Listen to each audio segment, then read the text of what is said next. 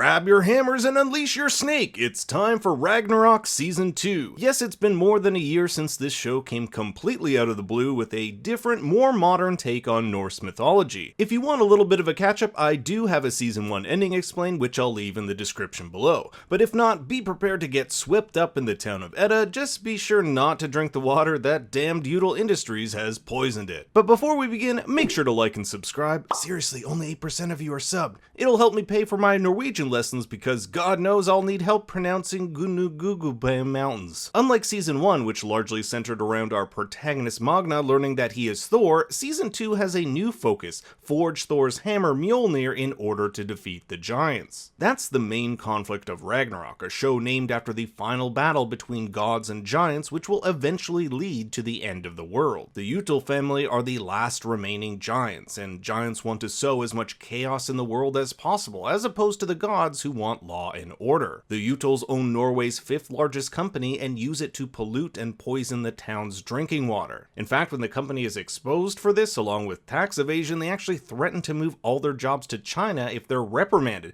and the government actually backs down. Just goes to show you how corrupt the Utils and the government is. Fighting against this corruption is Magna, who has teamed up with other gods like Wotan, aka Odin, Iman, aka Freya, a dwarf named Halvor, and Heri, the war god Tyr. This was outlined in the Völuspá prophecy, a prophecy which depicts the end of the world. Det vil skje, som det står skrevet. Det vil komme andre guder og stå ved din side. The Völuspá comes from the Norse poem Edda, Edda also being the name of the town Ragnarok is set. There's just one problem: Magna has lost his power. In episode 3, Magna kills the patriarch of the giants Vidar, who happens to be his half-brother Lortz's real father. Yeah, it starts to get a bit complicated. This causes a rift between the two to the point Magna denounces his chosen one status. And losing his powers couldn't come at a worse time. In Old Norse tradition, it is up to the son to avenge the father, so Fjord, having the power of the giants, sets his eyes on killing Magna. Fjord also ends up taking over Util Industries, something his sister Saxa resents since she wanted that position, but we'll get more into that later. But even without his powers, Magna decides to join the team into breaking into Util Industries in search of the Eternal Fire, the only flame that can forge Mjolnir, the weapon which will defeat the giants in the Battle of Ragnarok. In order to craft Mjolnir, they'll need a few things: a featherhead and spear tip from the old world, and a dwarf to forge it. The feather is what gives the hammer its ability to fly and return back to Thor. Heri, who is really the embodiment of the war god Tyr, is the muscle, fighting off Fjord and getting his hand chopped off in the process. In Norse mythology, Tyr only has one hand, the other having been ripped off by the wolf Fenrir. Magna's ability to gain access to the flame wouldn't have been possible if it weren't for his brother Lortz. Lortz was given the key to the warehouse by Saxa, who at this point in the story really hates her family for ousting her as president of Util Industries. Saxa never knew that Lortz would end up giving the key to Magna, and Magna even lied to Lortz about what he was gonna do with it. You can see it gets a little bit complicated. Magna lies to Lortz saying he needs the key to impress a girl, Signy, telling him that he plans to hang a big FU to Util Industries sign. He knows he can't tell his brother the truth, that he's about to forge a weapon that will kill his biological family and could potentially kill Lortz himself. Lortz arguably has one of the biggest emotional arcs this season, an arc which sets him up as the trickster god Loki. At the beginning of the season, Lortz learns that his mother had an affair with Vidar, making him the son of a giant and half-brother to Magna. This puts him in a difficult position because his biological dad is a giant and his half-brother a god. Who does he side with? And things get more complicated when it seems everyone around him betrays him, including Ran, who tries to kill him. This sets him up perfectly as Loki, as you're never really sure what side he's on or what trick he has up his sleeve. And if things weren't crazy enough, Lortz injects himself with Odin's blood. In Norse mythology, Odin and Loki were blood brothers who swore a blood oath, making Loki truly unique. In this way, Loki really becomes half god, half giant. The implications of this haven't been fully realized in the show just yet. Lortz's journey this season also sees him give birth to Jormungandr, or the Midgard serpent. In Norse mythology, it is said this serpent grew so large it was able to surround the earth and grasp its own tail, at which time Ragnarok would begin. The serpent's archenemy is Thor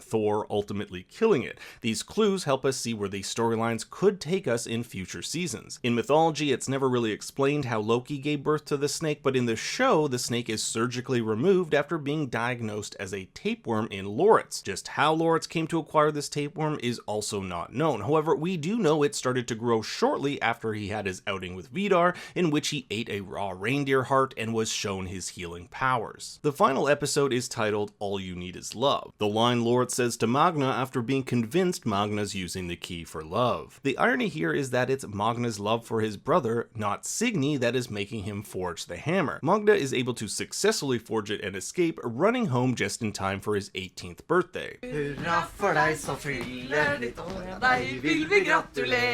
He tries throwing it, just like he did in season 1, but his powers have not returned. Meanwhile, Iman and Halvar are fired from their jobs at the Troll Garden nursing home where Wotan is a patient. He and the other patients give them a rousing send-off of Yes, We Love This Country, which is the Norwegian national anthem and same song that played in the last episode of season 1. Tord asks Magna to gather Loritz's laundry, where he discovers Loritz has been keeping this snake. It's kinda interesting since if the show follows the mythology, it will be him who eventually kills it. Loritz picks up burgers for Magna's birthday, where he finds out his love interest who works at the diner is making out with the EPA officer. It's just another instance that showcases how Loritz is so alone. By the end of the season, he'll have been betrayed by his brother, ostracized by the giants, and heartbroken by his crush. This sets up his character to be one who only cares about himself. Over the past few episodes, Magna has been struggling with a paper on Norse mythology and eventually asks the question, Thor som skapte lynet? Eller var det lynet som skapte Thor? A classic what came first, the chicken or the egg. When it starts to thunder, Magna's hammer begins to rumble. Jeg må høre det annerledes. Det den jeg er. Jeg må vekke hammeren.